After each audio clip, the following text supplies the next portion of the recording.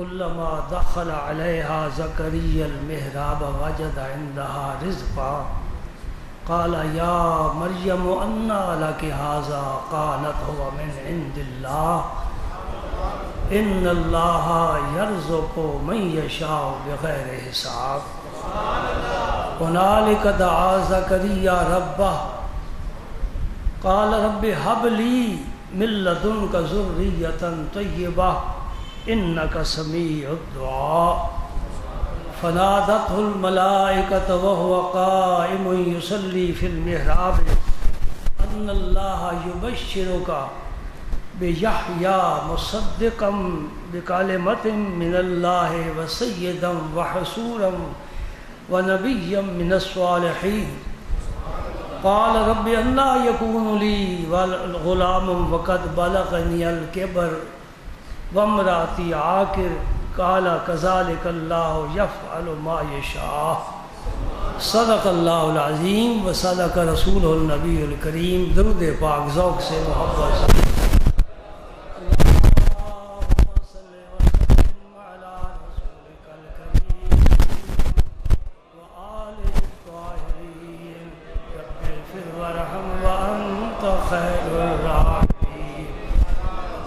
ابھی خطبے میں آپ نے جو آیات کریمہ سماعت فرمائی ہیں یہ سورہ آل عمران کی ہیں.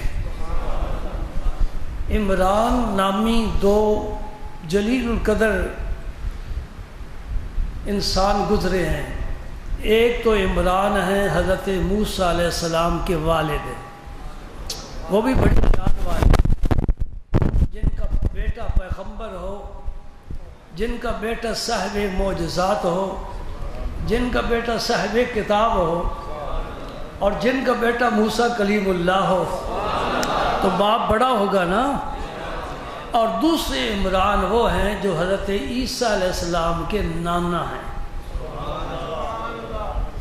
عیسیٰ علیہ السلام کی نانی صاحبہ کا نام ہے حنہ اور نانا جی کا نام ہے عمران. عیسیٰ علیہ السلام خود بڑی شان والے، ان کی اماں جی حضرت مریم بڑی شان والی. یاد رکھنا پوری دنیا میں 5 عورتیں فضیلت والی ہیں، کوئی چھٹی عورت ان کا مقابلہ نہیں کر سکتی.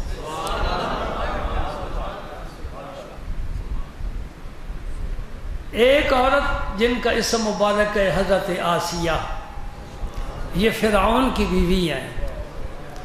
شوہر کیسا ہے، بیوی کیسی ہیں، اندازہ فرما لے. شوہر بے ایمانوں کا سردار ہے اور ان کی بیوی موت آنے سے پہلے رب نے انہیں جنت میں ان کا مکان دکھایا ہے. موت پھر آسان ہو گئی نا. یہ حضرت آسیہ ہے. اور دوسری خاتون حضرت مریم ہیں، عیسیٰ علیہ السلام کی والدہ. یہ 2 خاتون پہلی امتوں میں سے. اور یہ بھی یاد رکھنے کی والی بات ہے کہ قیامت کے دن جب جنتی جنت میں جائیں گے میرا نبی سب کو لے جائے گا انشاءاللہ. تو ازواج مطہرات میرے پاک پیغمبر کی جہاں ٹھہریں گی حضور کے پاس، وہاں حضرت آسیہ بھی ہوں گی، حضرت مریم بھی ہوں گی. یعنی یوں سمجھو کہ حضرت آسیہ اور حضرت مریم یہ حضور کے ازواج مطہرات میں شامل ہیں. اور فضیلت کی وجہ بھی یہی ہے، ان کی فضیلت کی وجہ بھی یہی ہے کہ حضور نے جنت میں ان کو اپنے خدمت کے لیے منتخب فرمایا ہے. تیسرا نام میں لینا چاہتا ہوں، وہ بہت بڑا نام ہے، وہ ہے خدیجۃ الکبریٰ. سب کہو رضی اللہ عنہا، جو خاتون جنت کی اماں ہیں، بلکہ سوائے حضور کے صاحبزادے حضرت ابراہیم کے باقی حضور کی ساری اولاد کی اماں حضرت خدیجۃ الکبریٰ ہے. حوالے کے طور پر بات یاد رکھنے کے قابل ہے، اور یہ ہمارے گھر کی نہیں، یہ ماتمی گروہ کے گھر کی ہے. ان کی کتاب ہے کافی، اصول کافی، کتاب کا نام ہے اصول کافی. جس طرح ہمارے ہاں بخاری کا درجہ ہے، ان کے ہاں اصول کافی کا درجہ ہے. ہماری اس لائبریری میں، کتب خانے میں وہ موجود ہے۔ اصول کافی میں لکھا ہوا ہے کہ حضور کی 4 صاحبزادیاں اور حضور کی 3 صاحبزادیاں خدیجۃ الکبریٰ کے بطن سے پیدا ہوئی ہیں۔ اب کوئی بات میں مانے نہ مانے یا کہے کہ یہ ضعیف ہے یا تعویلیں کرتا پھر الگ بات ہے۔ ہم نے منبر پر ڈنکے کی چوٹ پر یہ بتا دیا ہے کہ جو نبی کی 4 صاحبزادیوں کا انکار کر کے 1 صاحبزادی مانتا ہے، اس کے عقیدے کی بنیاد کہ اس کتاب پر ہے جس کتاب میں لکھا ہوا ہے کہ حضور کی 4 صاحبزادیاں اور 3 صاحبزادے، 7 اولادیں حضور کی خدیجۃ الکبریٰ کے بطن مبارک سے پیدا ہوئی۔ کل حضور کے 8 صاحبزادے اور صاحبزادیاں ہیں، 4 صاحبزادیاں 4 صاحبزادے۔ سنیوں کو یاد رکھنا چاہیے، اپنے نبی کے بارے میں یہ معلومات سنیوں کے پاس ہونے چاہیے۔ حضور کی کتنے صاحبزادے ہیں؟ 4۔ صاحبزادیاں کتنی ہیں؟ 4۔ نبی کے اسم کے حرف کتنے ہیں؟ 4۔ نبی کے یار کتنے ہیں؟ 4۔ کتابیں کتنی ہیں؟ اور مقرب فرشتے کتنے ہیں؟ اللہ کے اسم کے حرف کتنے ہیں؟ 4۔ میں 4 گنتا رہوں تو سارا جمعہ اسی میں گزار دیں۔ مسجد کے حرف 4 ہیں، مسجد کے حرف 4 ہیں، منبر کے حرف 4 ہیں، قرآن کے حرف 4 ہیں، بشیر کے حرف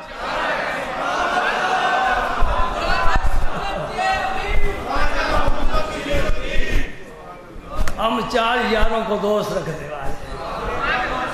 4 یاروں کو، موضوع بڑا لمبا ہے اور ہے اس جمعے کا ہی، اگلا جمعہ تو انشاءاللہ شب برات ہوگی نا، میں اس جمعے ختم کرنا چاہتا ہوں۔ تو حضرت عمران کی بیوی نے نظر مانی، عمر مبارک 98 برس ہو گئی، بیٹا بیٹی نہیں ہے۔ صبر کا رب نے ان کے صبر کا ہمیں سبق دیا ہے کہ یہاں تک صبر کرنا چاہیے۔ 2 سال ہو گئے شادی کو، اولاد نہیں ہوئی تو رو رہا ہے۔ روتا کیوں ہے؟ اللہ کے خزانے بھرے ہوئے ہیں، تو اپنی رضا کو اس کی قضا کے ساتھ ملا دے۔ یہ میرا جملہ یاد رکھنا بڑا قیمتی ہے، ساری کتابوں کا نچوڑ ہے، تصوف کی طریقت کی بنیاد اس جملے پر ہے۔ بندہ وہ ہے جو اپنی رضا کو رب کی قضا کے ساتھ ملا دے۔ اللہ تیری قضا ہے تو میری رضا ہے۔ پھر دیکھ رب کس طرح فیصلے فرماتا ہے۔ اپنی ہر بات رب سے نہیں منوانی چاہیے۔ ہم بھی تو رب کی ساری باتیں نہیں نہ مانتے، کہ مانتے ہو؟ ہم نہ مانے وہ کوئی ہمارا کرایہ دار ہے؟ بولو نا، رب کوئی ہمارا مزارع تو نہیں ہے کہ ہماری مرضی پر فصل کاشت کرے۔ وہ خالق کائنات ہے، مالک حش جہات ہے، شش جہات ہے، اس پر کسی کا قانون نہیں چلتا۔ وہ خود قانون بنانے والا ہے، خود قانون چلانے والا ہے، اور جو کہتا ہے ہو کر رہتا ہے، جو کرتا ہے اس میں بڑی حکمتیں ہوتی ہیں۔ ہم عاجز ہیں، وہ عاجز نہیں، ہم محدود ہیں، وہ محدود نہیں، ہم فانی ہیں، وہ فانی نہیں، وہ اللہ ہے، رب العالمین ہے، احکم الحاکمین ہے، علی کل شیء قدیر ہے، حی القیوم ہے۔ ہم میں کوئی بات ہی نہیں، ہم تو پل بلا ہے پانی کا، ہوا کا جھونکا آئے گا تو مٹ جائیں گے۔ ہمارا کیا ہے؟ کل نہیں تھے آج ہیں، آج ہیں کل نہیں ہوں گے۔ ہمارا ایک ماضی ہے، ایک مستقبل ہے، بس حال میں تھوڑا سا ہم چہچہا رہے ہیں، کوئی پتہ نہیں یہ 1 جمعہ ہے کہ 2 جمعے ہیں۔ مریم کو رب نے دنیا میں لانے کا ارادہ فرمایا کہ اس کی اماں دعائیں کر رہی ہے اور اس کے ابا کی عمر 120 سال ہو گئی۔ 120 سال تک کوئی بیٹا بیٹی نہیں۔ ہاں ہم راضی ہیں، دعا رضا کے خلاف نہیں۔ دعا تو بندے کی محتاجی ہے۔ اللہ کی جناب میں ہاتھ پھیلا کر جب عرض کرتا ہے، اللہ راضی ہوتا ہے کہ بندے نے میرا حق پہچانا، بندے نے میرے پہچانا، یہ اپنی محتاجی میرے سامنے پیش کی، مجھے قادر مطلق سمجھا، مجھے دعا سننے والا، دعا قبول کرنے والا جانا ہے۔ کافر کبھی دعا نہیں کرے گا، یہ دعا کرنا مومن کی شان ہے۔ سبحان اللہ، دعائیں تو ہوتی رہی نا۔ اب رب نے فیصلہ فرما دیا، جب پیٹ میں گرانی محسوس ہوئی نا تو بڑی خوشی ہوئی، شکریہ ادا کرتا ہوں ابھی شکریہ ادا کرتی ہوں. سنو قرآن پاک کیا کہتا ہے. قرآن کہتا ہے رب انی نذرت لک ما فی بطنی محررا، اے اللہ میرے پیٹ میں جو ہے نا میں نے اس کو تیرے گھر کی خدمت کے لیے وقف کیا، اور کچھ نہ ہی تیرے پاس نیت تو بنا لینا. نیت پر تو پیسہ نہیں نہ لگتا. یہی نہیں بیٹا ہو رہا نیت کر لے، بیٹا ہوگا میں حافظ قرآن بناؤں گا. پیسہ نہیں ہے نیت کر لے رب مجھے جب دے گا میں حج کروں گا. اور ارادہ کرنے میں تو کوئی خرچ نہیں نہ آتا. جی بات میری سمجھ رہے. یہ نیت اچھی. رب انی نذرت لک ما فی بطنی محررا فتقبل منی، اے اللہ تو قبول فرما لے. خیال یہ تھا کہ بیٹا ہوگا اور بیت المقدس کی خدمت کے لیے مرد ہی چاہیے، وہاں عورتیں تو خدمت نہیں نہ کر سکتی. لیکن رب اپنے فیصلے خود فرماتا ہے اور اپنی حکمتیں دکھاتا ہے. انک انت السمیع العلیم، دعاؤں کو سننے والا ہے، ہمارے ہر حال سے تو واقف ہے. فلما وضعتها قالت رب انی وضعتها انثى، جب بچہ پیدا ہوا تو بیٹی تھی. یا اللہ یہ تو بیٹی ہے، میں نے سوچا تھا بیٹا ہوگا میں گھر کی خدمت کے لیے وقف کروں. دیکھا سبحان اللہ. اللہ پاک کیا فرماتے ہیں واللہ اعلم بما وعدت. یہ نہیں کہ اللہ کو پتہ نہیں، اللہ کو بھی پتہ ہے کہ کیا دینا ہے، بیٹی دے دی ہے. پھر کیا فرمایا سنو، بڑی پیاری بات ہے. وَلَيْسَ الذَّكَرُ كَالْأُنثَىٰ، رب فرماتا ہے یہ بیٹی ہے، بیٹے کیا مرد کیا اس کا مقابلہ نہیں کر سکیں گے. مرد کی اپنی شان ہے، اس میں کوئی شک نہیں. لیکن بعض عورتیں ایسی رب نے پیدا فرمائی کہ بڑے بڑے مرد ان کے سامنے سر جھکاتے ہیں.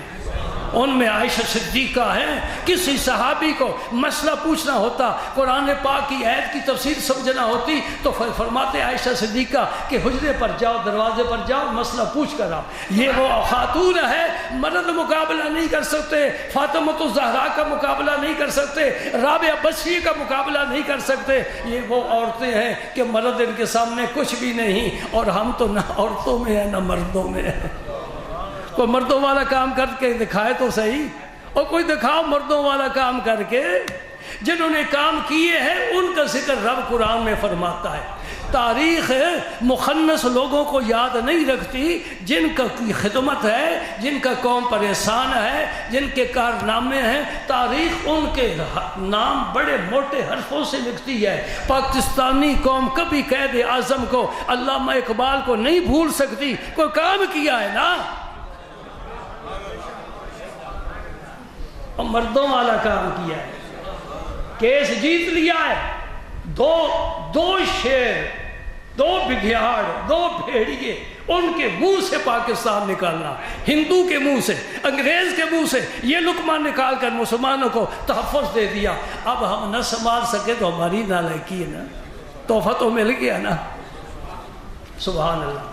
رب فرماتا لیس الذکر کالانثیٰ، نہ فکر کی کوئی بات نہیں، تو میری قدرتیں دیکھ.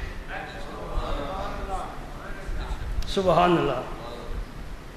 رب نے فرمایا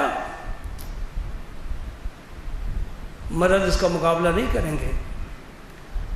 ہنا نے نام رکھ دیا انی سمیتھا مریم، میں نے اس کا نام مریم رکھا. ماں کو کبھی حق پہنچتا ہے نام رکھنے کا. اور یہ بھی مسئلہ آج سن لو، سمجھ لو. بچہ پیدا ہو تو پہلے دن بھی نام رکھا جا سکتا ہے، یا پھر تیسرے دن، یا پھر 7ویں دن. اگر پہلا دن بھی گزر گیا، تیسرا گزر گیا تو پھر 7ویں دن نام رکھا جائے. سر کی بال تراشے جائیں، یہ الگ مسئلہ ہے. کسی نے پوچھنا ہوا تو پوچھ لے گا. ضرور بھی تو کیا ہے نا. سبحان اللہ. نام رکھا مریم. یہ عربی کا زبان کا لفظ نہیں ہے، یہ بنی اسرائیل کی زبان کا لفظ ہے. مریم کا کیا معنی ہے؟ مفسرین نے 2 معنی لکھے، ایک عابدہ عبادت گزار، ایک خادم اللہ کے گھر کی خدمت کرنے والی اور اللہ کی بندگی کرنے والی. اور مریم نے وہ کام دونوں کر کے دکھائے. اور پھر دعا مانگی وَإِنِّي أُعِيذُهَا بِكَ وَذُرِّيَّتَهَا مِنَ الشَّيْطَانِ الرَّجِيمِ، اے اللہ شیطان رجیم سے میں اس کو تیری پناہ میں دیتی ہوں۔ رب نے پناہ دے دی۔ حدیث میں آتا ہے جو بچہ پیدا ہوتا ہے شیطان سے چوک مارتا ہے اس طرح انگلی کے ساتھ اس کے اس پہلو ادھر بھی بچہ پھر روتا ہے۔ بچہ پیدا ہوتا ہے روتا ہے، کیوں روتا ہے؟ شیطان نے اسے چوک ماری ہے کہ تو میرا ہے۔ یہ دعا پڑھ لی جائے نا شیطان ہاتھ نہیں لگائے گا۔ حضرت مریم کے لیے حضرت حنا نے یہ دعا مانگی۔ اب جب عیسیٰ علیہ السلام پیدا ہوئے تو شیطان قریب ہی نہیں آیا۔ اور سننے اور یاد رکھنے والی بات ہے، جب میرے آقا کریم نے خاتون جنت کا نکاح علی المرتضیٰ سے فرمایا اور رخصتی کا وقت آیا، حضور نے پانی منگوا کر اس پر دم کیا اور خاتون جنت کے سینے پر چھڑکا اور یہ دعا پڑھی انی اعیذھا بک وذریتھا من الشیطان الرجیم، فاطمہ جا تیری اولاد کو میں شیطان سے بچا کے رب کے حوالے کر دیا۔ قیامت تک فاطمہ کی اولاد پر شیطان حملہ نہیں کر سکتا۔ اس لیے حسن پیدا ہوئے شیطان قریب نہیں آیا، حسین پیدا ہوئے شیطان قریب نہیں آیا۔ حنا کی دعا زیادہ قبول ہوتی ہے کہ نبیوں کے سردار کی دعا زیادہ قبول ہوتی ہے۔ حنا کی دعا قبول ہوئی، عیسیٰ کو شیطان نے ہاتھ نہیں لگایا اور سید المرسلین نے دعا فرمائی تو خاتون جنت کی اولاد بھی شیطان کے شر سے محفوظ رہی ہے۔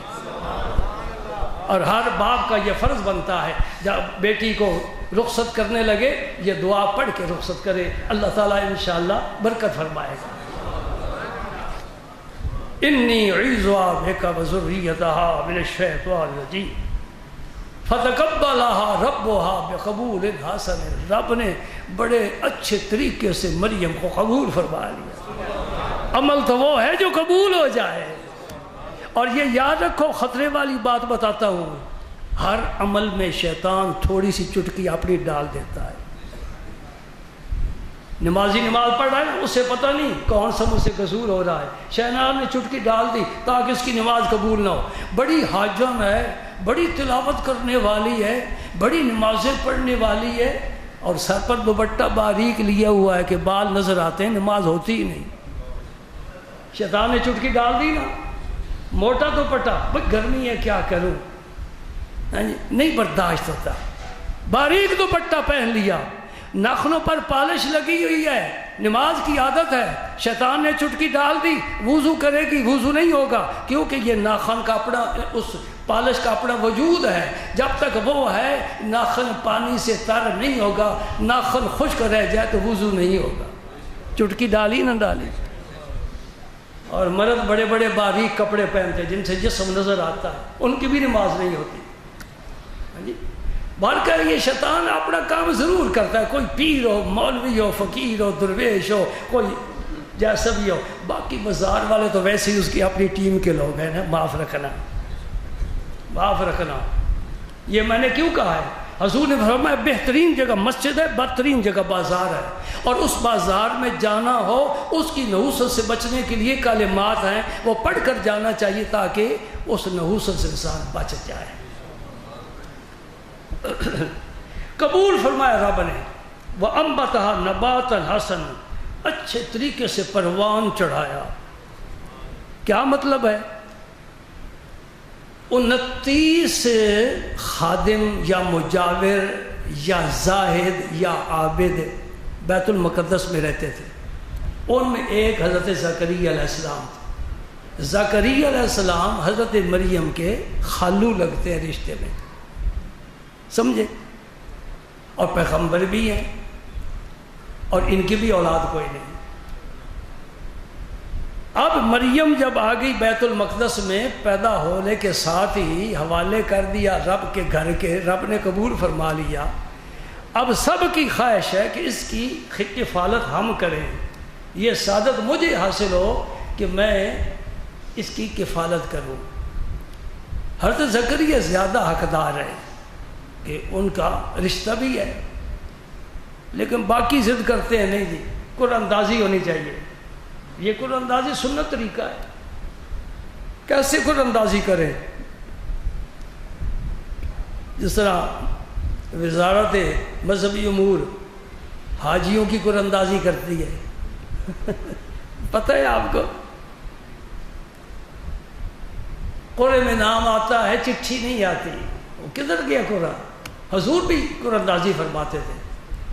قرآن اندازی کی صورت یہ ہے کہ سب اپنی اپنی کلمیں بہتے پانی میں ڈالو، جس کا قلم اوپر کی طرف چلے، پانی تو سب کو بہا کر لے جاتا ہے نا، جس کا قلم اوپر کو چلے وہ مریم کی کفالت کرے۔ 29 قلم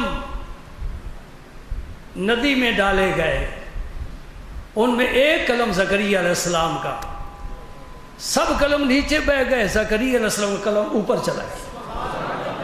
فکفلھا زکریا، اس لیے ہم نے فرمایا کہ زکریا علیہ السلام نے کفالت فرمائی حضرت مریم کی۔ لیکن میں نے کسی کتاب میں نہیں پڑھا کہ اس بچی کو دودھ بھی پلایا گیا ہے، حالانکہ 2 سال دودھ پینے کی مدت ہے۔ شیر خوار بچہ ہو بچی ہو، اسے وہ غذا تو ہم نہیں نہ دے سکتے جو بڑے کی غذا ہے، دودھ ہی غذا ہے۔ کوئی روایت میں نے نہیں پڑھی۔ پھر کیسے ہوا؟ میں نے اس آیت سے سمجھا ہے، وَأَنبَتَهَا نَبَاتًا حَسَنًا، رب نے کہا بس یہ دنیا والا معاملہ نہیں ہے، یہ میرا اپنا معاملہ ہے، میں اس بچی کو پروان چڑھاؤں گا۔ دودھ پلاؤ یا دودھ کے بغیر ہی کا اپنی قدرت کا کام کر کے دکھا۔ دودھ کے بغیر بھی تو رب پروان چڑھا سکتا ہے نا۔ فَأَنبَتَهَا نَبَاتًا حَسَنًا، زکریا علیہ السلام نے مسجد میں ایک چھوٹا سا کیبن بنا دیا، اس میں حضرت مریم کو رکھا، اس کو لگا دیا تالا، وقت پر کھولتے اور انہیں جو غذا پہنچا سکتے تھے وہ پہنچاتے۔ لیکن یہ عجیب بات ہے، قرآن پاک بیان کر رہا ہے، کلما دخل علیہا زکریا المحراب وجد عندہا رزقا۔ حضرت کلما کا معنی ہے، یہ کہ طالب علم جانتے ہیں، جب بھی، ایک دفعہ نہیں، کلما جب بھی، جتنی دفعہ، جتنے دن میں جتنی دفعہ زکریا علیہ السلام نے مریم کا حجرہ کھولا، تالا کھولا، وجد عندہا رزقا، تو ان کے پاس رزق پہلے ہی موجود تھا۔ مفسرین لکھتے ہیں وہ رزق کیا تھا؟ وہ فرماتے ہیں پھل تھا، پھل فروٹ، اور وہ بھی غیر موسم کا، کیونکہ موسمی پھل تو ہر ایک کھلا سکتا ہے، مزہ تو تب ہے کہ غیر موسمی پھل کھلائے۔ آج کوئی کنوں کا تحفہ آپ کو دے تو آپ بڑے خوش ہوں گے نا، کیونکہ موسم نہیں کنوں کا، مالٹے کا موسم ختم ہو چکا ہے، اب تو کولڈ سٹوروں میں بھی نہیں ملتا نا۔ جب بھی جاتے زکریا علیہ السلام تو ان کے پاس رزق پاتے، تو حضرت مریم سے پوچھا، حضرت زکریا علیہ السلام نے کیا پوچھا؟ انا لاکے ہاذا، لاکے کا معنی تیرے لیے، یہ نہیں پوچھا کہ یہ کہاں سے آیا، فرمایا تیرے لیے یہ کہاں سے آیا۔ وہ معصوم بچی بول کر جواب دے رہی ہے، وہ من عند اللہ، زکریا کوئی آنے والا آیا نہیں، کوئی دینے والا دے سکتا نہیں، یہ میرا اللہ ہے مجھے دے رہا ہے۔ دیکھا رب نے کیسا قبول فرمایا کہ بچپن میں ہی وہ شعور پیدا ہو گیا کہ اس کائنات میں جو نظام ہستی چلا رہا ہے وہ فقط میرا اللہ ہے۔ اور یہ بڑا اعلیٰ عقیدہ ہے، بڑا اعلیٰ عقیدہ ہے۔ کوئی جن، کوئی پری، کوئی دیو، کوئی فرشتہ، کوئی کام کرنے والا نہیں، یعنی حتیٰ کہ کوئی پیغمبر بھی متصرف نہیں کائنات میں، بس اللہ ہی متصرف ہے۔ ہاں جتنا کسی کو اختیار دے دے وہ کر لیتے ہیں، یہ ہمارا عقیدہ ہے۔ کائنات میں متصرف حقیقت میں کون ہے؟ تھوڑے سے لوگوں نے کہا ہے، کوئی اور بھی ہے، اور محلے میں کوئی ہو سکتا ہے، نہیں کوئی ہے؟ کون ہے نظام چلانے والا؟ ہاں یوں کہو نا، لطف آئے۔ تمہیں بعض علماء نے نشانہ بنایا ہوا ہے کہ یہ رب کو پہچانتے ہی نہیں، اس لیے میں آپ سے پوچھ رہا ہوں، سورج کون چڑھاتا ہے؟ اللہ۔ چاند کس کے حکم سے چڑھتا ہے؟ ہوائیں کون چلاتا ہے؟ بارش کون برساتا ہے؟ رزق کون دیتا ہے؟ اولاد کون دیتا ہے؟ صحت کون دیتا ہے؟ یہی تو توحید کا عقیدہ ہے. پھر تمہیں مشرک کون کہتا ہے؟ بے ایمان ہے وہ شخص جو کلمہ پڑھنے والے کو مشرک ہے. وہ مشرک نہیں، وہ بے ایمان ہے انسان. یہ عقیدہ ہے توحید کا. رب نہ چاہے یہ ہوائیں نہیں چل سکتی، بادل آئیں بارش نہیں سکتے، سورج نکلے روشنی نہیں پھیلا سکتا. یہ سارا نظام ہستی کون چلا رہا ہے؟ کوئی شریک ہے؟ کوئی شریک ہے؟ لا شریک ہے. وحدہ ہے، احد ہے، صمد ہے، لم یلد ہے، لم یولد ہے. یہی عقیدہ ہے نا. الحمدللہ الحمدللہ. کلما دخل علیہا زکریا المحراب وجد عندہا رزقا قال یا مریم انا لک ھذا قالت هو من عند اللہ ان اللہ یرزق من یشاء بغیر حساب. میرا رب جس سے چاہتا ہے بغیر حساب کے رزق دیتا. عقیدہ ہونا چاہیے، عقیدہ ہونا چاہیے. کتنی مخلوق ہے صبح و شام کھانے والی، پورا دن کھانے والی، اور رات تو ہوتی کہیں نہیں. روشنی جاتی ہے، ادھر جا رہی ہے، ادھر آ رہی ہے. سورج کے ساتھ ساتھ دن چلتا پھرتا ہے. ایسا ہی ہے نا. کتنی مخلوق ہے سمندروں میں، ہواؤں میں، فضاؤں میں، خشکی پر، جنگلوں میں. انسان کتنے ہیں، حیوان کتنے ہیں. سب کو روزی دینے والا ایک ہے جو چیونٹی کو دیتا ہے، ہاتھی کو بھی دیتا ہے. کوئی ہاتھی بھوکا نہیں مرتا. کوئی ہاتھی، کوئی شتر مرغ، کوئی سی مرغ بھوکا نہیں مرتا. میں نے پڑھا ہے کہ سی مرغ 40 ہاتھی صبح کھاتا ہے، 40 ہاتھی شام کو کھاتا ہے. ایک سی مرغ کی 80 ہاتھی خوراک ہے دن کی، اور ایک تو ہے بھی نہیں. کتنے ہیں؟ رب دے رہا ہے، دیتا ہے. اور گجرات والوں دیتا ہے نا. تمہیں نہیں دیتا، تم نے خود ہی کمانا ہے. تمہیں نہیں دیتا، تم نے خود ہی کمانا ہے. اور اتنے روزی کے پیچھے نہ لگ جاؤ، اور روزی دینے والے کے پیچھے لگو. عقل کی بات کرو. روزی کے پیچھے نہ لگو، روزی دینے والے کے پیچھے لگو. مجھے رب محمد کی قسم ہے، گھر بیٹھے تجھے پلائے گا. یہ فقیر آپ کے سامنے بیٹھا ہے، زندگی بھر رزق کو تلاش نہیں کیا، رزق نے مجھے ہی تلاش کیا ہے. جہاں بھی میں ہوں رزق میرا وہاں پہنچا ہے، اور پہنچ رہا ہے. پہنچتا ہے کہ نہیں پہنچتا؟ میں آج حاجی صاحب سے خوشطبی صبح کر رہا تھا. میں نے کہا حاجی صاحب یہ مسجد کا کارپٹ دیکھو، مسجد کا ممبر دیکھو جی، یہ کتنا ہے؟ تقریباً 3 لاکھ کا ہے. 2 چیزیں ملائی جائے نا، کم از کم 3 لاکھ. ہو سکتا ہے زیادہ قیمت ہو. میں نے کہا یہ ایک دن کا کھیل ہے، یہ ایک دن کا کھیل ہے. میرے رب کا فضل ہے نا، رب کا فضل ہے، اس کا شکر ادا کرتے ہیں. اس میں کسی کا میرا کسی کا کوئی کمال نہیں، یہ رب کا اپنا کرم ہے. سبحان اللہ سبحان اللہ.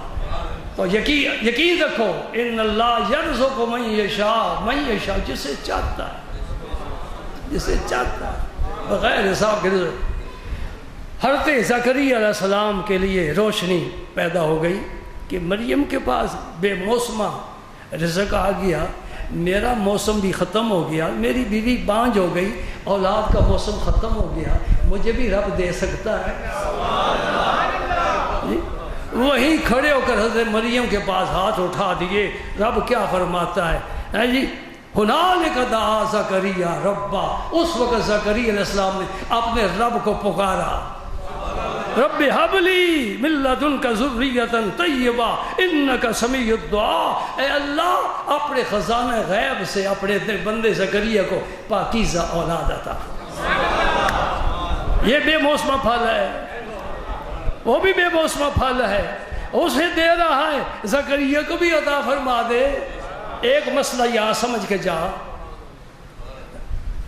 مریم کے پاس کیوں دعا مانگی؟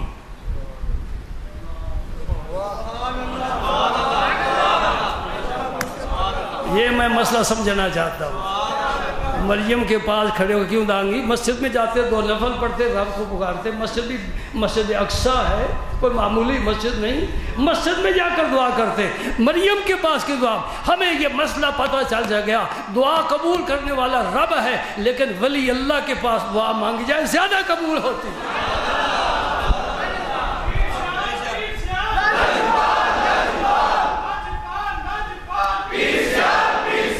حضرت مریم ولیہ ہے، ولی اللہ ہے، ولیہ ہیں، پیغمبر کی ماں ہیں، بننے والی ہیں.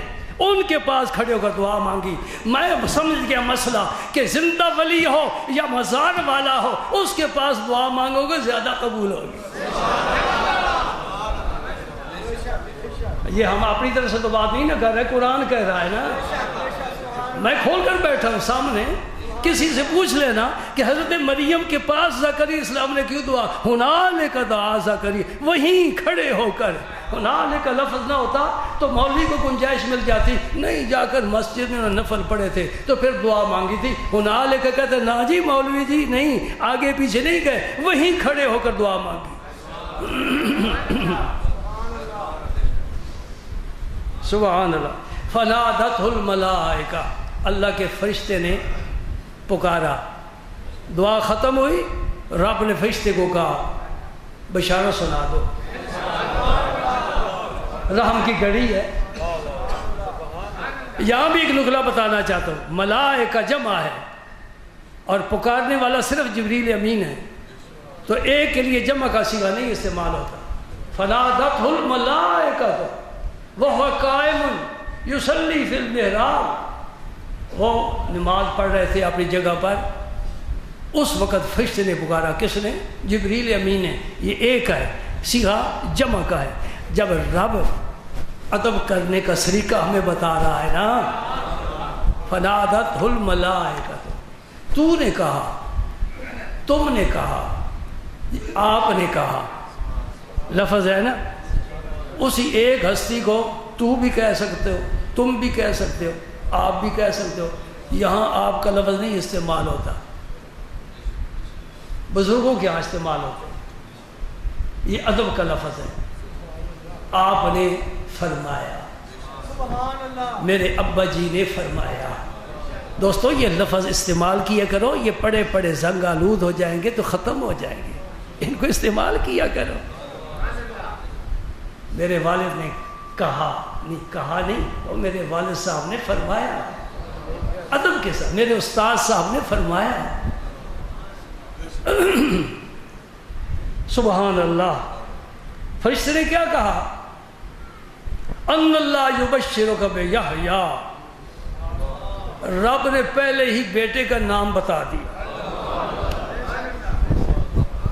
اس سے ہمیں پتہ چل گیا کہ بیٹا پیدا ہونے والا ہو تو پہلے بھی نام رکھا جا سکتا ہے. ضروری نہیں کہ بیٹا پیدا ہو تو بعد میں رکھا. کیا بشارت دی؟ یحییٰ. قرآن پاک میں دوسری جگہ ارشاد فرمایا کہ اے زکریا، آج دن تک یہ نام کسی کا نہیں رکھا گیا. اولاد آدم میں سے یہ نام کسی کا نہیں رکھا گیا، فقط تیرے فرزند کے لیے ہم نے محفوظ رکھا. جس طرح میرے نبی پاک کا اسم مبارک محمد صلی اللہ علیہ وسلم رب نے محفوظ رکھا ہے، پورے عرب میں کسی کا یہ نام نہیں ہوا. سرکار کا جو اسم مبارک تھا رب نے حضور کے لیے ریزرو رکھا، مخصوص صرف آپ کے لیے.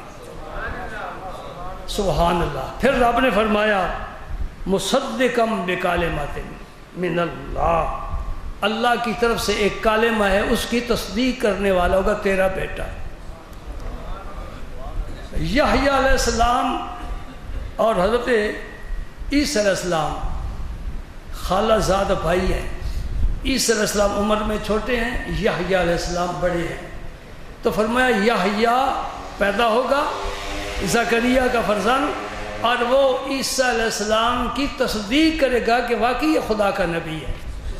یہ غیب کی خبر رب نے اپنے پیغمبر کو عطا فرما دی. وَسَيِّدًا، یہ سردار ہوگا تیرا فرزند. سید کا معنی سب اس کی پیروی کریں گے، متبع ہوں گے۔ اور آخری وصف کیا ہے؟ وَحَسُورًا، حسور اسے کہتے ہیں جس کے دل میں عورت کی طرف کوئی رغبت پیدا ہی نہ ہو، اور یہ بہت مشکل کام ہے۔ میلان جنسی ہر آدمی کی فطرت میں ہے، اور اسی وجہ سے حضرت یحییٰ علیہ السلام نے زندگی بھر شادی ہی نہیں کی۔ پیغمبروں میں سے یہ ایک پیغمبر ایسے بھی ہے جنہوں نے، تو یہ بھی مسئلہ سن لے ہو، شادی نکاح، نکاح من سنتی سب کو یاد ہے جی، اور اس کے بعد نکاح کی جو مشکلات ہیں وہ کسی کو نہیں پتہ ہوتا۔ نکاح کرنے کے بعد پھر کیا مشکلات آتی ہیں۔ آدمی کنویں میں ایک دفعہ چھلانگ تو لگا جاتا ہے نا، لیکن 100 لگائے چھلانگے تو باہر نہیں نکل سکتا۔ یہ سمجھنا چاہیے کسی عالم سے، نکاح کرنا بعض حالات میں واجب ہے، سنت نہیں ہے۔ سنت ہے عام حالات کے مطابق، اور بعض حالات میں نکاح کرنا مکروہ ہے اور ناجائز ہے۔ بہرکیف جوان کبھی یہ مسئلہ نہیں سنے گا، وہ کہے گا بس سنت ہے ٹھیک ہے، میں نے اور کوئی سنت پر عمل کروں نہ کروں، اس پر ضرور عمل کروں گا۔ ایک دفعہ کر گیا نا تو پھر میری بات یاد رکھو، علی المرتضیٰ نے فرمایا کہ نکاح کے ساتھ کچھ لوازمات ہیں۔ وہ کیا لوازمات ہیں؟ فرماتے ہیں کہ لزوم و مہر، لزوم و مہر، یعنی جب نکاح کیے تو مہر واجب ہو گیا۔ اب لڑکی والوں کی مرضی ہے، وہ 50,000 رکھتے ہیں، لاکھ رکھتے ہیں، زیادہ یا کم و بیش، یا زیور وغیرہ، یا کوئی مکان، کوئی پلاٹ، جو بھی شرط رکھ لیں انہیں حق پہنچتا ہے۔ دولہا صاحب تو اب آمادہ ہیں، کہتے ہیں جو بھی مانگے میں دینے کے لیے تیار ہوں، میرا دین ایمان بچ جائے، سب کچھ داؤ پر لگانے کے لیے تیار ہوں۔ تو فرماتے علی المرتضیٰ پہلی خرابی نکاح کی کیا ہے؟ لزوم و مہر، اور پھر فرماتے لذت و شہر، 1 مہینہ ہی خوش باش رہے گا جی، اس کے بعد پھر اس کا حال وہ پہلا نہیں رہے گا، کچھ نہ کچھ حالات بدلنے شروع ہو جائیں گے۔ دوسری بات یہ ہے۔ تیسری بات کیا ہے؟ فرماتے ہیں کہ کسر و ظہر، پھر پیٹھ میں درد شروع ہو جائیں گے۔ یہ حضرت علی المرتضیٰ فرما رہے ہیں، میں تو ترجمہ کر رہا ہوں نا۔ یہ تیسری خرابی ہے نکاح کی، کسر و ظہر، اور چوتھی خرابی کہ غموم و دہر، پھر ساری زندگی پریشانی ہی پریشانی ہے جی۔ فرمایا حسوراً، یحییٰ کے دل میں کبھی عورت کا خیال آئے گا ہی نہیں۔ ایک حوالہ میں آپ کو اپنا پیش کرنا چاہتا ہوں۔ حضور خواجہ شمس العارفین پیر سیال اعلی حضرت رضی اللہ تعالیٰ عنہ کے ملفوظات کی ایک کتاب ہے، اس کا نام ہے مرآت العاشقین۔ وہ کتاب اصل میں فارسی میں ہے، میرے چچا صاحب بھائی تھے، انہوں نے اس کا اردو میں ترجمہ کیا ہے، چھپ گئی ہے، عام مارکیٹ میں ملتی ہے۔ مرآت العاشقین، مرآت کہتے ہیں آئینے کو۔ انہوں نے مجھے کہا تھا کہ میں ترجمہ کرنا چاہتا ہوں، اس کا نام کوئی تجویز کرو۔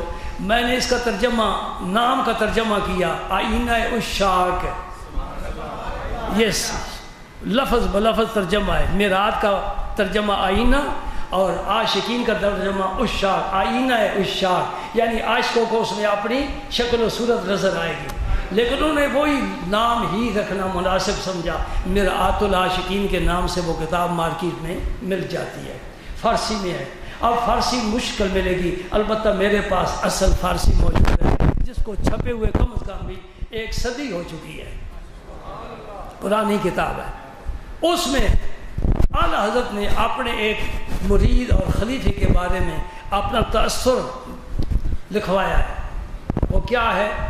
یہ جو مولوی صاحب بیٹھے نا، مولوی صاحب یہ حاجی حرمین شریفین بھی ہیں، میں اس کا ترجمہ پیش کر رہا ہوں۔ حاجی حرمین شریف بھی ہے، حافظ قرآن بھی ہے، عالم دین بھی ہے، اور آخری بات آپ نے فرمائی کہ ابھی تک عمر مبارک آپ کی 60-70 سال کے قریب ہو چکی تھی۔ وہ مولوی صاحب کی عمر بتا رہا ہوں۔ حضرت خواجہ شمس العارفین نے فرمایا ابھی تک ان کے دل میں عورتوں کی محبت نہیں پیدا ہوئی۔ بہت بڑی پیر کی نظر اپنے مرید کے دل پر ہے۔ اب اب تک ان کے دل میں عورتوں کی محبت پیدا نہیں ہوئی۔ مجھ سے پوچھو وہ مولوی صاحب کون ہیں؟ جن کو میں پوتا ہوں۔ یہ خواجہ معظم الدین ہیں رحمت اللہ علیہ، جن کے متعلق پیر سیال نے فرمایا، اور یہ بہت بڑی سند ہے۔ پیر اپنے مرید کو ایسی سند نہیں دیتا۔ خلیفہ شہرت پا گئے، بڑے پا گئے، بڑے پھیل گئے، بڑے اونچے چلے گئے، لیکن اپنے پیر کی سند خواجہ معظم الدین کے پاس۔ اور آخری بات ایسید کی، وَنَبِيًّا مِّنَ الصَّالِحِينَ، زکریا تیرا یہ یحییٰ فرزند نبی ہوگا، سید ہوگا، حصور ہوگا، نبی ہوگا، اور میرے مقربین میں سے ہوگا۔ صالحین کا معنی جو سزاوار قرب ہیں۔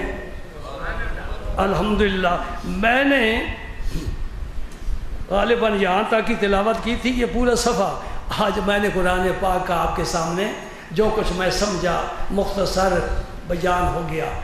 اس میں جو کچھ بیان ہوا اب اس سے جو خلاصہ نکلتا ہے اس کو اخذ کرنا، ذہن نشین کرنا، اور اس کو اپنے اعتقاد کی بنیاد بنانا، اور اس کو اپنے عمل میں رکھنا، یہ آپ کا کام ہے۔ کوئی مشکل آئے، نفل 2 پڑھو، 500 دفعہ درود پاک پڑھو، اللہ کی جناب میں اس کے حبیب کا وسیلہ پیش کر کے دعا مانگو۔ جو بہترین طریقہ ہے میں آپ کو وہ بتا رہا ہوں، بہترین، اس سے بہتر کوئی طریقہ میرے نبی کی شریعت میں نہیں آیا۔ میں تمہیں قیمتی نسخے چھانٹ کر دیتا ہوں جی، اب کسی دربار پر جا کر دھاگا باندھنے کی کوئی ضرورت نہیں ہے۔ درباروں پر جاؤ، ضرور جاؤ، اللہ کے ولی ہیں، زیارت کرو، وہاں جا کے بھی دعائیں مانگو، اور سمجھ نہیں سمجھ رہے، مزار پر جا کر رب سے ہی دعا مانگو، اور مزاروں پر چاندی کے بت بنا کر شاہ دولت صاحب پر نہ رکھو، یہ حرام ہے شریعت میں، بلکہ بہت حرام سے بھی آگے کام ہے، اس کو ختم کرو۔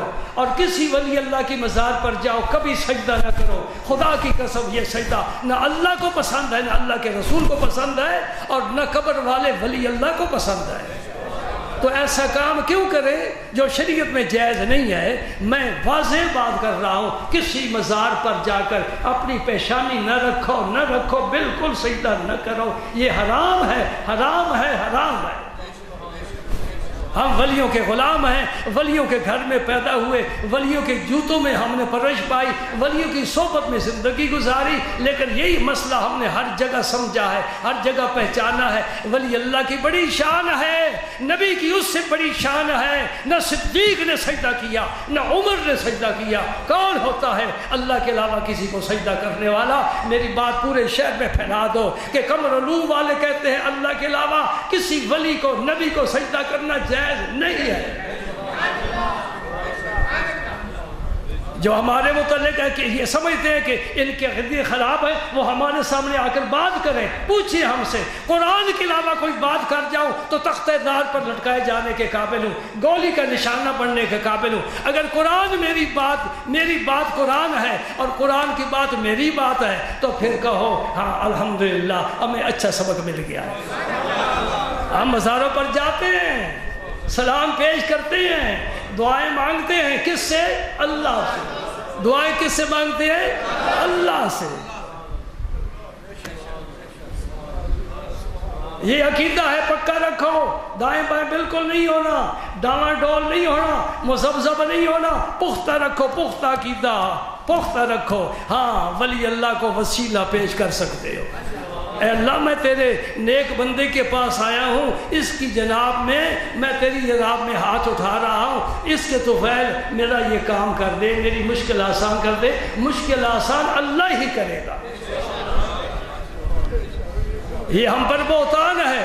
انگلینڈ میں ایک کہنے لگا مجھے، پیر کہتے ہیں، پیروں کو آ کر کوئی عورت لاتی ہے نا مرغ، کہتے لے پیرا ککڑ لے تے پتر دے، ککڑ لے تے پتر دے۔ میں کہ میں بھی پیروں کے خاندان میں سے ہوں، آج تک مصیبت کسی نہیں کہا، اور پیروں کے پاس بیٹھتے ہیں، کبھی کسی مرید کی زبان سے یہ کلمہ سنا نہیں. یہ ان لوگوں نے من گھڑت باتیں بتائی. من گھڑت باتیں بنا کر انہوں نے پتہ نہیں کتنے لوگوں کو گمراہ کیا ہے. اللہ ان ظالموں کے شر سے بچائے جو ولیوں کے پیچھے ہاتھ دھو کر لگے ہوئے. میں اٹھتے اٹھتے ایک بات کہہ کر جانا چاہتا ہوں. انہوں نے کتابوں میں خواجہ غریب نواز کی شان لکھی ہے، تفسیروں میں لکھی ہے، محبوب الہی کی شان کتابوں میں لکھی ہوئی ہے. میں کہتا ہوں ظالم ممبر پر کیوں نہیں بیان کرتا؟ پتہ ہے نا کہ یہ کتابوں تک نہیں پہنچ سکتے. وہ 30 جلدوں میں تفسیر ہے اور سب سے ضخیم ترین تفسیر ہے، باریک قلم کے ساتھ لکھی ہوئی. اس میں اب وقت نہیں ہے ورنہ میں آپ کو بتاتا ہوں. اس میں اس نے لکھا ہے کہ حضور محبوب الہی، میرے پاس تفسیر موجود ہے، دیوبندی عالم ہے، وہ لکھتا ہے حضور محبوب الہی خواجہ نظام الدین اولیاء کے اکثر مرید صاحب کشف تھے. صاحب کشف کیا ہوتا ہے؟ دل کی آئینہ میں ہے تصویر یار، جب ذرا گردن جھکائی دیکھ عرش والوں کو تو نہیں دیکھنا، دل کے آئینے میں اس کا نور ہے، اس کی عظمت کے جلوے ہیں جی. اور خواجہ غریب نواز کے بارے میں انہوں نے ایک بڑی زبردست لمبی پورے صفحے پر کرامت لکھی ہے کہ ایک بچے کو اٹھا کر خواجہ غریب نواز، کون خواجہ غریب نواز؟ جنہیں آج خواجہ غریب نواز کہنا وہ کہتے ہیں ناجائز ہے. غریب نواز اللہ ہے. میں کہتا ہوں اللہ غریب نواز ہے تو پھر امیر نواز کون ہے؟ کوئی دوسرا اللہ ہے؟ ایک اللہ تو غریب نواز ہو گیا، دوسرا اللہ امیر نواز ہو گیا. 2 رب ہے تیرے؟ نہیں، اللہ امیروں کا بھی ہے، غریبوں کا بھی ہے، خواجہ فقط غریبوں کا ہے. اس لیے غریب نواز کہتے ہیں. خواجہ غریب نواز نے کہا آگ کی پوجا کر رہے ہیں. دوستو آگ کی پوجا کرنے والے پوجا کر رہے ہیں، ان کو تبلیغ فرمائی. یہ تو شیعوں کی امام بارگاہ میں نہیں جاتی، جب یہ تبلیغی جماعت شیعوں کی بارگاہ میں نہیں جاتی، اور جایا کرو، انہیں اصل تبلیغ کا زیادہ حق پہنچتا ہے. کافر چاکن کر دینا کہ یہ کافر ہے، یہ تو آسان ہے. خواجہ غریب نواز نے آتش پرستوں کو تبلیغ فرمائی. فرمایا کیا پوج رہے ہو جسے خود جلا رہے ہو؟ اس رب کی پرستش کرو. انہوں نے کہا نہیں بات سنی، نہ باپ سے سنی، نہ دادا پر دادا سنی. یہ کون درویش آ گیا جو ہمیں یہ تبلیغ کرنے لگ گیا؟ فرمایا یہ مخلوق ہے، مخلوق کی پوجا نہیں کی جاتی. اور وہ جو ان کا سردار تھا اس کی گود میں بیٹا تھا، اپنا بچہ. خواجہ غریب نے اس بچے کو اٹھا لیا. یہ اس تفسیر میں واقعہ لکھا ہوا ہے. کوئی مولوی دیکھنا چاہے تو میں انشاءاللہ دکھا دوں گا. یہ میرے خواجہ کی شان ہے. خیروں کے گھر میں بھی جا کر ڈنکا بجاتے ہیں. سوٹا کھڑکدا ہے ہر جگہ، میرے بابا دا سوٹا کھڑکدا ہے. انشاءاللہ تیرے سر پر گرے گا اور تیری پیٹھ کو گرم کرے گا. کہ ایک دن آئے گا قیامت کے دن تو میرے خواجہ کی شان دیکھے گا. پورا بر صغیر کلمہ پڑھنے والے سارے سلسلے خواجہ غریب نواز کے جھنڈے کے نیچے ہوں گے. یہ جھنڈا غوث اعظم کے جھنڈے سے جا کر ملے گا. اس دن خدا پتہ چلے گا کہ خواجہ کا نام لینے والے کس شان والے لوگ ہیں. انشاءاللہ میں تجھے دکھاؤں گا گجرات کے ملا کو میرے خواجہ کی کیا شان ہے. آج بھی دیکھ لے، تیرے ہندوستان میں تیرا نام نہیں چل رہا. انہیں 700 سے زیادہ سال ہو گئے، 7 صدیاں گزر چکی ہیں. ہندوستان میں آج بھی خواجہ کا نام چل رہا ہے. یہ نام میں نہیں چلاتا، تو نہیں چلاتا، میرا رب چلاتا ہے. فاذکرونی اذکرکم. خواجہ نے ان کا ذکر کیا ہے، اپنے رب کا. رب نے کیا قیامت تک اب میں تیرا ذکر لوگوں سے کراتا رہوں گا. اس سردار کا بچہ اٹھا لیا خواجہ غریب نواز نے. آگے سناؤں؟ سنو گے؟ مان جاؤ گے؟ خواجہ غریب نواز چلتے چلتے آگ میں داخل ہو گئے. اس کی والد کی چیخ نکل گئی، میرا بچہ جل جائے گا، مر جائے گا. نہ خواجہ غریب نواز کو آگ نے چھوا ہے، نہ اس کے بچے کا بال جلا ہے. عاشقوں پر آگ حرام ہے. سمجھے نہیں سمجھے؟ عاشقوں پر آگ حرام ہے، دنیا کی ہو آخرت کی ہو. سبحان اللہ.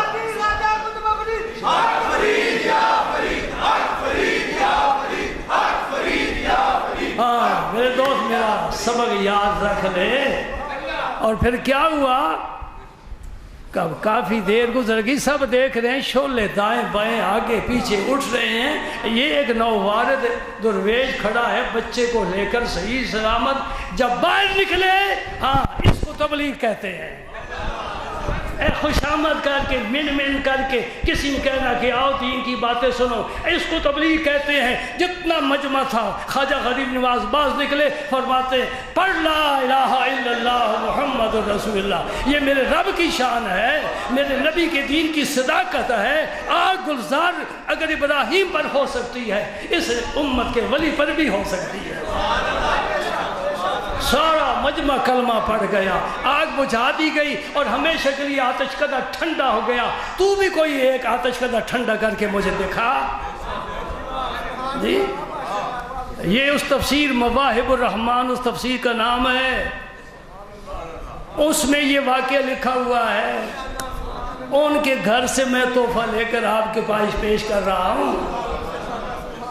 تو میرا سوال تو یہ ہے کہ تو کلمہ تو خواجہ غریب نواز کا دیا ہوا پڑھتا ہے، بابا فرید کا دیا ہوا پڑھتا ہے، تو نے کسی مدرسے کا نام بھی جامعہ فریدیہ لکھا ہے، جامعہ معینیہ رکھا ہے؟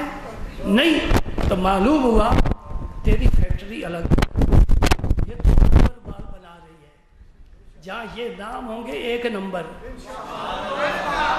جہاں بابا غریب نواز کا نام ہوگا ایک نمبر، جہاں خواجہ کا نام ہوگا ایک نمبر، جہاں معین الدین اجمیری کے خلفاء کے نام ہوں گے ایک نمبر مال، ایک نمبر عقیدہ، ایک نمبر عمل۔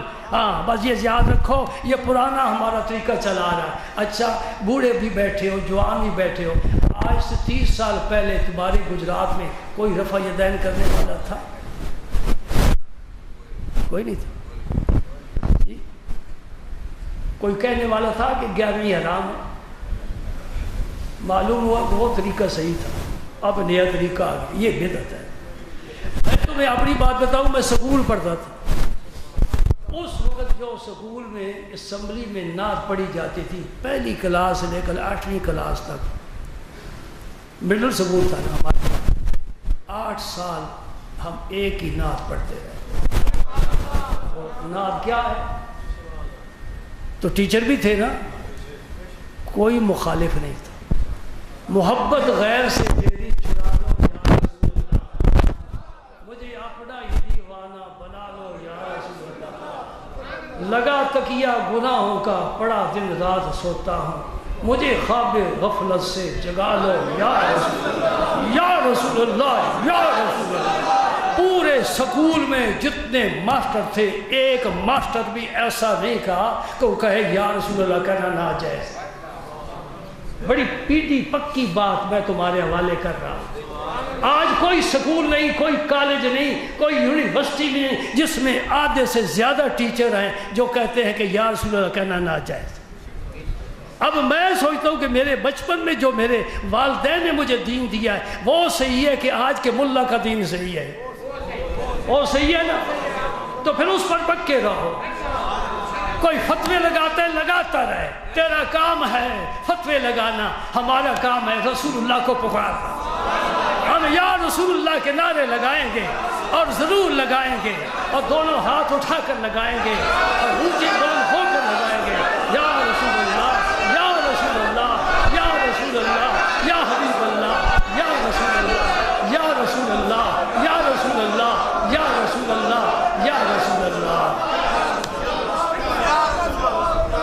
توحید اپنے مقام پر، رسالت اپنے مقام پر، نبی کی عظمت، نبی کی عزت، نبی کی عظمت، اس کا یقین کرنے سے توحید میں فرق نہیں آتا۔ توحید رب کی الگ ہے، نبی کی رسالت الگ ہے۔ اگر ایسا ہوتا کہ ملانے سے شرک ہوتا تو کلمہ صرف لا الہ الا اللہ ہوتا، کبھی محمد رسول کلمے میں شامل نہ ہوتا۔ اور یہ اسی کتاب میں لکھا ہوا ہے، تفسیر مواہب الرحمن نے، جو دیوبندی عالم ہے وہ کہتا ہے کہ صرف لا الہ پڑھنے سے مسلمان نہیں ہوتا جب تک محمد الرسول اللہ نہ پڑھے صلی اللہ علیہ وسلم۔ تو سمجھ آ گئی کہ لا الہ توحید ہے۔ توحید مکمل کب ہوتی ہے؟ جب رسالت شامل ہوتی ہے، اب توحید مکمل ہوتی ہے۔ ہاں وقت ہو گیا. علامہ اقبال کے ایک مصرع سنو تو پھر نماز پڑھتے ہیں. وہ کہتے ہیں لا الہ تیغ است، تیغ تلوار کو کہتے ہیں. لا الہ تیغ است دم او عبدہ، محمد رسول اللہ کی جگہ عبدہ. لا الہ تیغ است دم او عبدہ. دم کا معنی کیا ہے؟ اس کی دھار، تلوار کی دھار. معنی یہ ہوا کہ لا الہ تلوار ہے، محمد رسول اللہ اس کی دھار ہے، اور کاٹتی دھار ہے. دھار نہ ہو تو تلوار بیکار ہے. نہیں سمجھے؟ لا الہ تیغ است دم او عبدہ. لا الہ تلوار ہے، محمد عربی اس کی دھار ہے.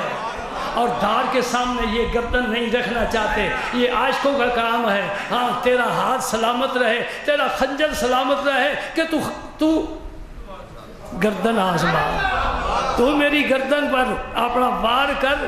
یہ حاضر ہے، تیرا خنجر سلامت رہے، تیرا ہاتھ سلامت رہے. اگر میری گردن تیری پسند میں آ جائے، تیرے شکار میں آ جائے، تیرے وار میں آ جائے تو میری خوش قسمتی ہے.